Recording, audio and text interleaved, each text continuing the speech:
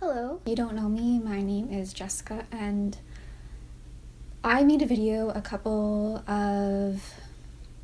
2 months ago about an experience that I had in regards to my eating disorder. And I just thought I would go a little bit more into detail about where I've come from, where I am.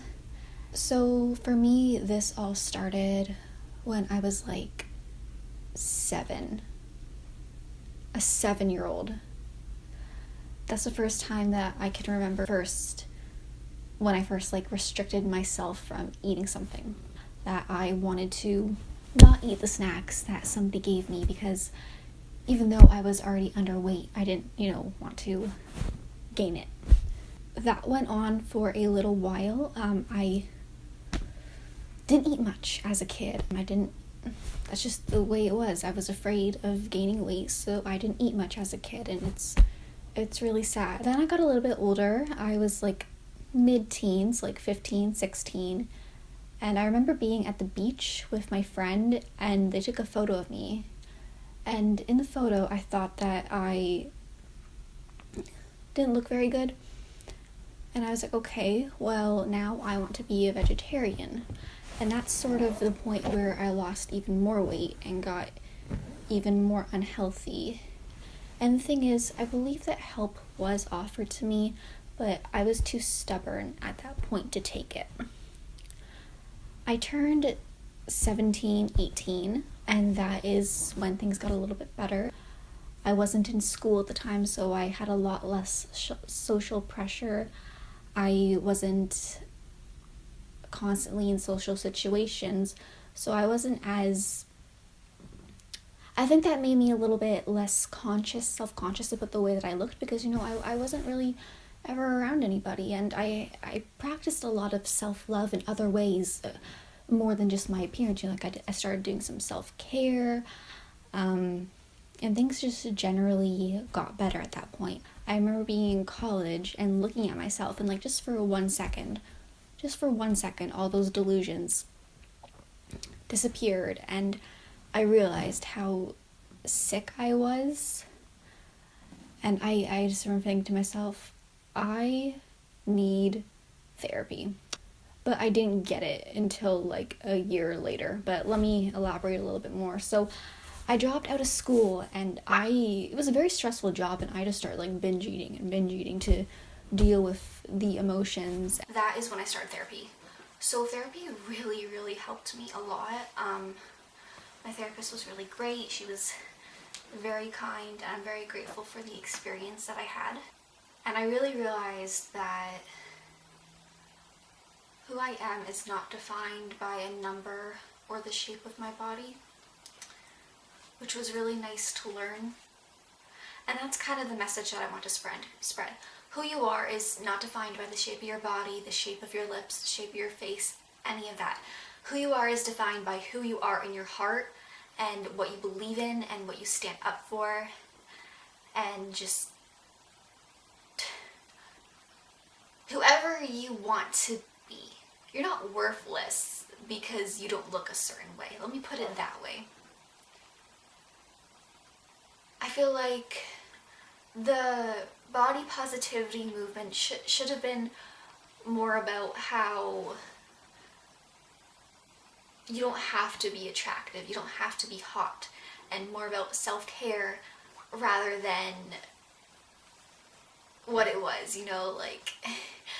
the body positivity movement was more focused around becoming hot, but it should have been more about self-care and who you are as a person. I kind of got the inspiration for that from a post that I saw, and I will link it. And then the thing happened that I made my previous video about, and I think that's where I started to relapse a little bit more. That's when things got a little bit icky again. Yeah, eating disorders are not a joke. They're not a body type. You can look anyway and struggle with this. I guess my biggest message is that There is help available. I know how tough it is sometimes to ask for help, but there is help available. And the thing about recovery is that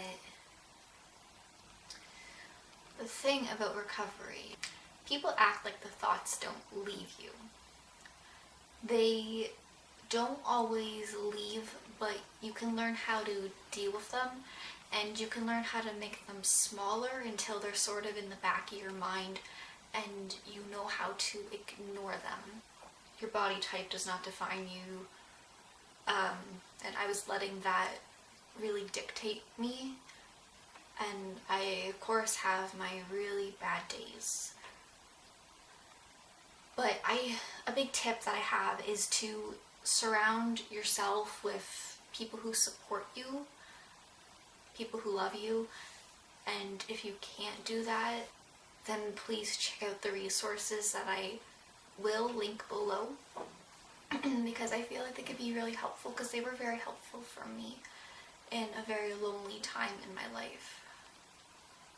I'm just very passionate about people feeling good about themselves.